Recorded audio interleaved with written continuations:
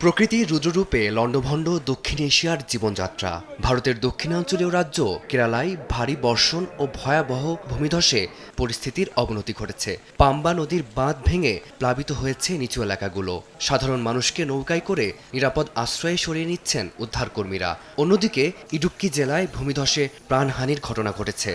कभी कुछ भी नहीं बचा है। गाय गरु जितना रहा, बकरी जितना रहा, আমাদের আর কিছুই অবশিষ্ট রইল না। গরু বাছুর সব ভেসে গেছে। মানুষগুলো কোনো মতে প্রাণ হাতে নিয়ে বেঁচে ফিরেছে, এটাই যা রক্ষা। পানি যেভাবে হুহু করে বাড়ছিল, বাধ্য হয়ে গবাদি পশুর বাঁধন কেটে ওদের ভাসিয়ে দিতে হয়েছে। गाँव ठे सब खत्म हो गया। একই বিপর্যয় ছড়িয়ে পড়েছে ভারতের পশ্চিমাঞ্চলীয় রাজ্য গুজরাটেও। আহমেদাবাদ, সুরাট ও ভাদোদরায় দেখা দিয়েছে তীব্র জলাবদ্ধতা।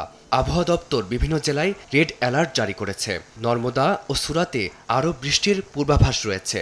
নালা নর্দমার জট ছাড়াতে চেষ্টা চালাচ্ছেন পরিচ্ছন্নতা কর্মীরা।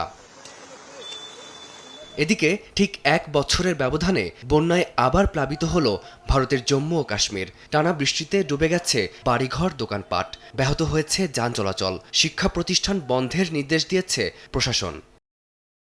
দুর্যোগের একই চিত্র ধরা পড়েছে চীন জুড়েও। প্রবল বর্ষণে দেশটির হেইলুং চিয়াং, সিচুয়ান, শানসি ও গানজু প্রদেশে দেখা দিয়েছে ভয়াবহ বন্যা ও পাহাড়ি ঢল। ভেসে গেছে রাস্তাঘাট, বিচ্ছিন্ন হয়ে পড়েছে বিদ্যুৎ সংযোগ। মুদানজিয়াং শহরে পাহাড়ি ঢলের তোড়ে রেললাইনের একাধিক অংশ উপড়ে গেছে বলে জানিয়েছে দেশটির রাষ্ট্রীয় গণমাধ্যম। ফারদিন মাঝার, সময় সংবাদ।